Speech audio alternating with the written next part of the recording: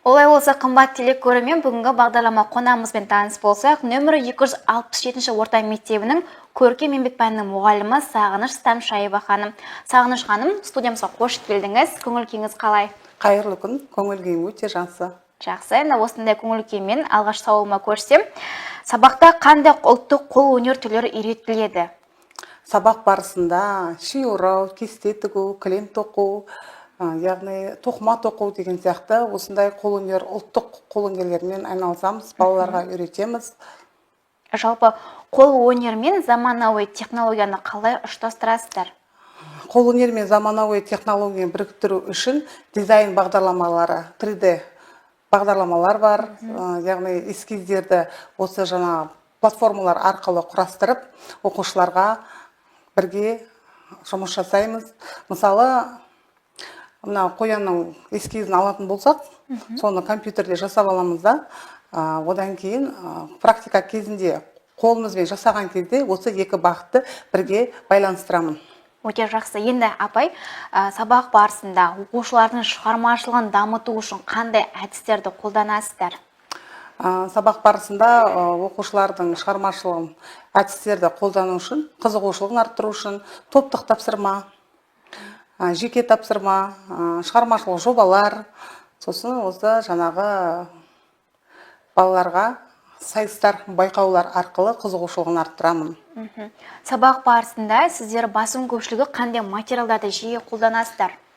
Мысалы, маталар, тоқыма жіптер, бисерлер, сосын жаңағы гипстен жасалған бұйымдарға таза табиғи жасанды материалдарды қолданамын. Енді оқушылардың еңбектерін бағалау үшін мектеп ішінде немесе мектеп сыртында көрме ұйымдастырасыздар ма? Әрине, ұйымдастырамыз. Әр 90-ның аяғында соңғы сабағында көрме бар, жәрмеңке ұйымдастырсақ болады. Балалардың өздерінің жасаған бұйымдарын мектепте қалалық, облыстық, бірінші мектептен бастаймыз, одан кейін қалалық, облыстық көрме ұйымдастырамыз. Бұл балалардың еңбегін бағалау, насихаттау, ынталандыру деген мақсатта. Бұл тұста байқаулар өтеді ғой, олардың арасында?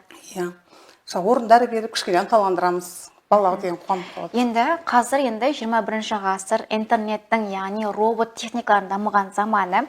Жалпы жасанды интеллект немесе цифрлық құралдар көркем еңбекке қаншалықты енгізіліп жатыр сіздер үшін? Яғни өзіміздің сабағымызда қалай қолданамыз? Көркем еңбек пәнінде жасанды интеллектті балалар әртүрлі платформаларды қолданып жатырмыз. Қазір мысалы Форте, яғни Форте бағдарламасы арқылы осы өздерінің тоқыған бұйымдарын, суреттерін өңдеп, одан кейін жарнамалап, кішкене кәсіпке бір қадам. Одан кейін Пихмерсе ай деген платформа бар, Canva, Пихмерсе, одан кейін жаңағы ChatGPT-ден балалар жақсы қазір қолданып жүр, сол арқылы өзінің тоқыған ойыншықтарына осындай жан бітіру, анимация жасайды да, соны әлеуметтік желі арқылы жарнамалап кішкене табыс тауып жатырмыз. Енді өзіңіз ұстаз ретінде айта аласыз ба, жалпы қай жастағы баланың бойындағы шығармашылық қабілеті көбірек байқалады? Әдетте 10-13 жас аралығында балалардың шығармашылыққа қызығу, шабыттары ашылады. Әр баланың өзінің қабілеті әртүрлі болады ғой. Сол себепті бірақ енді әр оқушыны жеке зерттеу арқылы, әсіресе сабақта тапсырма береміз. Тапсырма берген кезде балалардың өзінің жасаған жұмыстарының уже белгілі болады. Кімде қандай қызығушылық, кімде қандай қабілеті бар деген сияқты. Сол сияқты 10 мен 13 жас аралығында уже анық балалардың белгілі болады қабілеттері. Енді ол оқушыларды кәсіпке баулу жұмыстары қалай жүргізілуде? Мүмкін сізден үйренгені олар өздері кәсіп ретінде жасағысы келетін шығар. Қазір енді жұмысшы елбасымыздың бағдарламаларында осы жұмысшы мамандықтар өте назарға алынып жатыр ғой. Тігінші, тоқымашы, аспазшы, жұмысшылар мамандығына байланысты сіз жақсы сұрақ қойып отырсыз маған. Балалар өздері тіккен бұйымдарын, осы тоқылған ойыншықтарын балалар өздері бағыт-бағдар беріледі балаларға. Бағыт-бағдар берілгеннен кейін осы жасанды интеллект арқылы жақсы меңгеріп алды. Балалар қазір Gemini деген платформа бар, сол арқылы балалар өздерінің жасаған суреттерін өңдеп, Storybox кітапшалар шығарып, өздерінің әлеуметтік желілерге салып, жарнамалап кішкене кәсіпкерлікке бір қадам табыс көзін кішкене тауып жатыр. Ол да болса балаға өте көмек. Яғни ол да оларға мүмкіндік. Енді бүгінгі бағдарлама өзіңіздің бұйымдарыңыз әкелген екенсіз. Таныстыра аласыз ба? Бұлар қалай жасалған? Жалпы бұл қуыршақтар тоқу үшін жалпы қанша уақыт кетеді? Қандай жіптер қолданасыз? Енді мына жерде тұрған менің өзімнің авторлық қуыршағым.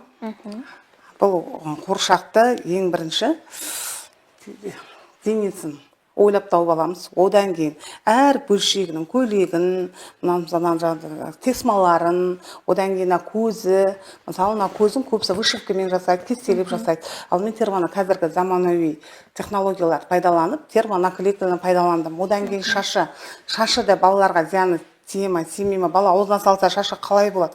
Тоқыма, мысалы алдыңыздағы қуыршақты тоқымадан жасалынған. Тоқымадан жасалған. Өйткені кішкене тапсырыс қабылдап бізде табыс көзін тауып жатырмыз. Өйткені ата-аналардың қалауы бойынша тоқымадан болса, мына шаш балаға, соның барлығына біз назарын аударамыз.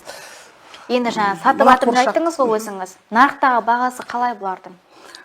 Бұның ішінде синтетик холофайлар салынған, денесін тігуге бір күн уақыт кетеді, өйткені аяқ киімнен бастап, одан кейін ертеңіне көйлегін 2 күнде өте қуыршақ дайын болады. Сосын бұл жерде аксессуарларға да мән беремін. Мысалы, мынаның ішінде музыкалық бар. Мысалы, сонда баланың қызығушылығын арттыру мақсатында басқа қуыршақтан ерекше болу үшін осындай аксессуарлар, мысалы, аю қоянда, мысалы, очкилері, ішінде музыкалкілері, соның барлығына назар аударып, жаңа халыққа осылай ұсынып жатырмыз. Балаларда сабақтың үстінде осындай өздері жасап, тіккеннен кейінгі эмоциясын мен сізге айтып жеткізе алмаймын. Олардың қызығушылығы бар ғой. Жеткізе алмаймын өздеріне. Ұнайды өйткені деген барлығын жасағысы келеді, көргісі келеді. Енді мына жерде ойыншықтар, тоқыма бұйымдар. Бұл жібінің өзінде ұстаған кезде баланың ерекше балаларға көбінесе өте пайдалы, қолдар моторикасын дамытады, сосын успокаивается деп айтады ғой.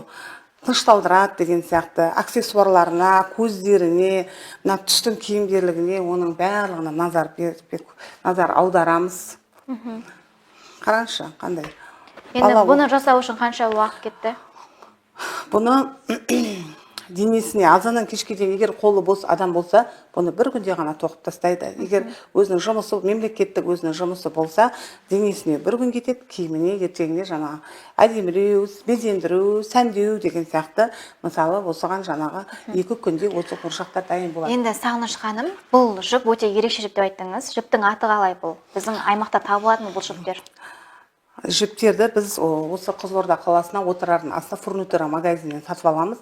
Егер баланың әлеуметтік жағдайы төмен болып, бала тоқысы келіп, осыны мен мақсатыма жетем, қайтсем де мен осыны тоқимын деп бала келіп тұрса, мен өзім жіпті, жаңа ілмек бізімді, көздерімді мен өзім балаға берем. Ол бала осы тоқып болғаннан кейін айтудың жаңа эмоциясын жете салмаймын. Өйткені менің қолымнан келеді, сіздің де қолыңыздан келеді деген сияқты бала өте қуанады. Балаларды қуантуға әрдайым дайынмын. Жақсы. Енді өзіңіз тек қоян ғана емес, аю, жолбарыс, неше түрлі, әртүрлі, бұның размерлері әртүрлі, 15 сантиметрден анау 50-60 сантиметрге дейін жасалынады. Іші холофайлар, ешқандай зияны жоқ. Бұл жерде жаңағы Қытайдың ойыншықтарын алғаннан осындай таза, табиғи ойыншықтарды ата-аналарға алуға кеңес беремін. Балаларын үйірмеге беріп, осындай тоқытуға, бос уақыттарын тиімді пайдалануына. Қараңызшы қандай әдемі. Жақсы. Енді Сағыныш ханым, өзіңіз ұстаз ретінде оқушыларға үйге қандай тапсырмаларды жиі бересіз? Оқушыларға, көбінесе бұрын оқушыларды өзім іздейтін едім. Қазір оқушылар осындай дүниелер жасағаннан кейін оқушы өзімді іздеп келетін болды қазір. Балаларға үйге мысалы қандай ойыншық тігу үшін осындай қандай материалдар керек зерттеп келіңдер. Қандай құрал жабдықтар керек, қандай эскиздер дайындап келіңдер. Қандай мысалы қоян көп қой, қоянның құлағы салбырап тұратын құлақ бар, қақиып тұратын құлақ бар деген сияқты осылардың барлығын балаларға зерттеп, сен үстінде көйлегін қандай қыласың, көзін қандай түс қыласың, мұрнында түстері әртүрлі болады. Сондай сияқты соны бәрін таңдап келуге, шығармашылық жоба қорғауға, дайын бұйымды шығармашылық жоба ретінде қорғауға балалар өздері үйден дайындап келеді. Өте керемет. Сағыныш ханым, бүгінгі біздің эфирге келіп өзіңіздің бар білгеніңізді айтып жатсыз. Үлкен алғысымды айтқым келеді. Біздің қонақ айдарымыз өз мәресіне жетті. Олай болса қымбат телекөрермен, келесі кезекте әсем әнге береміз.